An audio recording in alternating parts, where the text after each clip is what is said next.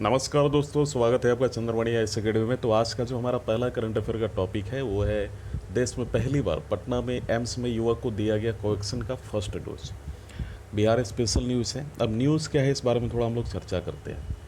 देश में सबसे पहले कोरोना वैक्सीन का ह्यूमन ट्रायल पटना एम्स में किया गया और पटना एम्स में बनी एक्सपर्ट की टीम ने 30 साल के युवक पर वैक्सीन का ट्रायल किया और उसे ½ ml डोज दिया गया।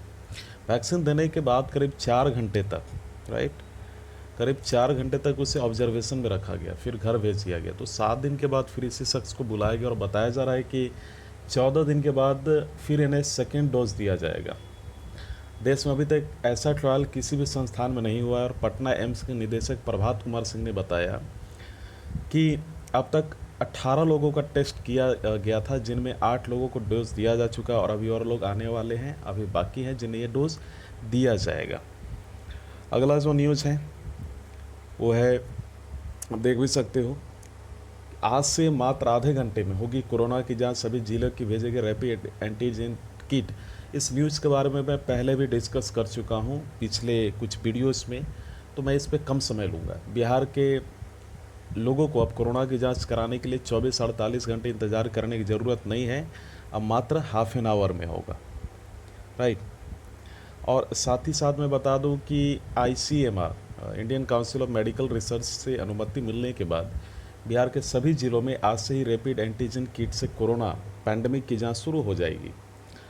तो जिसको लेकर सभी जिलों को किट उपलब्ध करा दिया गया। हालांकि स्वास्थ्य मंत्री ने बोला भी है बिहार के कि बिहार में 40,000 किट पहुंच चुका है, जिसमें सभी जिलों को उपलब्ध कराया गया है, राइट। अब यहाँ पे ध्यान देना है हमें, जो काफ़ी इम्पॉर्टेंट है। टाइफेक releases report and active pharmaceutical ingredients, इस बारे में थोड़ा जानते हैं। तो TIFC ने जो है सक्रिय औषधीय सामग्री स्थिति, मुद्दे और प्रौद्योगिक तत्परता और चुनौतियों पर रिपोर्ट जारी की है। अभी क्या है इस न्यूज़ में कि एक रिपोर्ट में ये कहा गया कि सक्रिय औषधि सामग्री यानी API के स्वदेशी उत्पादन को उस स्तर तक बढ़ाया जाना चाहिए जहाँ उत्पादन आर्थिक रूप से व्यवहार हो सके। प्राथमिकता निर्माण और उनसे संबंधित लाभों की आवश्यकता के लिए इन्हें APIC की एक सूची के तौर पर भी चिन्हित किया गया है।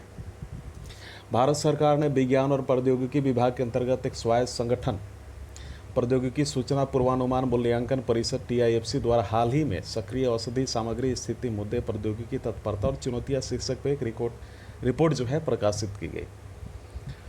तो उस रिपोर्ट में प्रमुख अनुशंसों में अभियांत्रिक और प्रौद्योगिकी विकास के पक्षों पर जो है अगर हम बात करें तो ध्यान केंद्रित करना, अणुओं के निर्माण संश्लेषण के लिए स्पष्ट लक्ष्य के साथ मिशन के रूप में रसायन अभियांत्रिकी की आवश्यकता और भारत में सामान्य बुनियादी ढांचों के साथ व्यापक स्तर पर औषधि विनिर्माण कम करते हुए जैव प्रौद्योगिकी के लिए प्रौद्योगिकी मंच का विकास करना, व्यापक क्षमता के प्रोत्साहन क्षेत्र में प्राथमिकता रूप से निवेश और जोखिम पूर्व अभिक्रियाओं और प्रवाहन रसायन विज्ञान, क्रायोजेनिक अभिक्रियाओं और छिल्ली प्रौद्योगिकी जैसे क्षेत्रों में तकनीकी आर्थिक व्यवहार्यता की सहायता को व्यापक स्तर पर प्रोत्साहन देना शामिल है।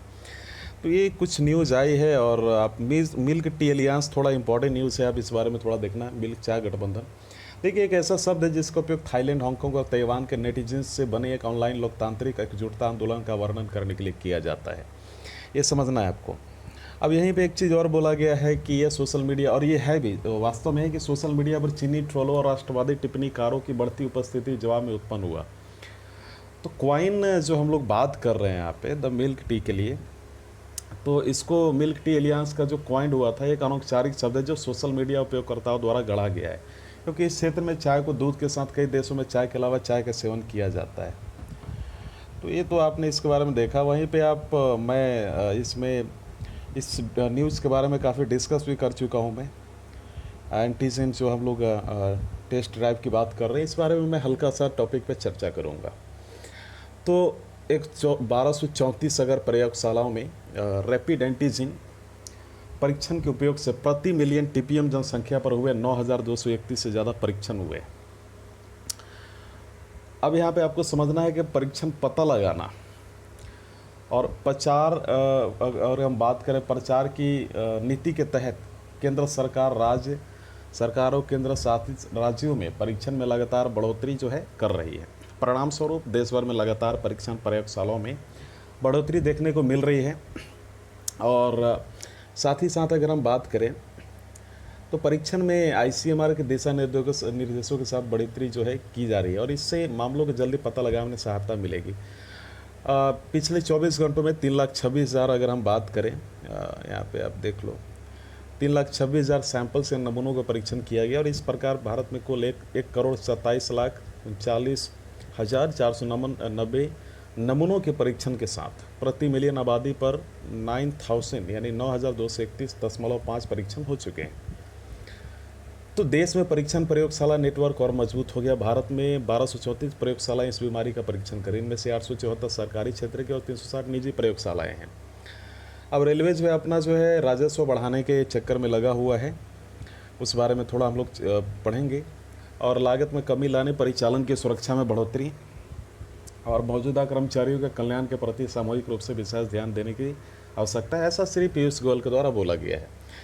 रेल मंत्रालय पहली बार जो है ऑनलाइन श्रमिक संगोष्ठी का आयोजन किया गया, जिसमें देश भर से रेलवे श्रमिक संघों के प्रतिनिधियों ने हिस्सा लिया। और संगोष्ठी को संबोधित करते हुए श्री पीयूष गोयल ने लॉकडाउन अवधि के दौरान अपने कर्तव्यों का लगातार निर्वहन करने के लिए रेलवे कर्मियों के प्रति आभार व्यक्त किया।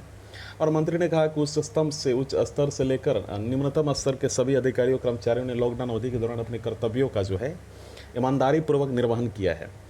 वर्तमान में महामारी के कारण भारतीय रेल मुश्किल वक्त से गुजर रही है। मंत्री ने महासंघों के नेताओं से आग्रह किया कि वे इस बात पर भी विचार करें कि आप यहाँ पे देख सकते हो, इस बात पर भी विचार करें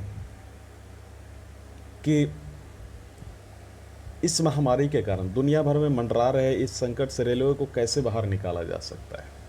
उन्होंने रेलवे महासंघों से यह भी कहा कि वो अपने साथ अनूठे विचार लेकर आए। रेलवे के राजस्व में कैसे बढ़ोतरी की जा सकती है, सारी बातें की गई। लागत में कैसे कमी लाई जा सकती है, ये भी बात की गई। तो माल ढुलाई में कैसे वृद्धि की जा सकती है और कैसे रेलवे को तेज़ी से आगे बढ़ाया सकता है, इन सारे मुद्दों पर चर्चा हुआ। मुझे उम्मीद है कि आज का वीडियो लेक्चर आपको पसंद आया होगा। वीडियो देखने के लिए धन्यवाद।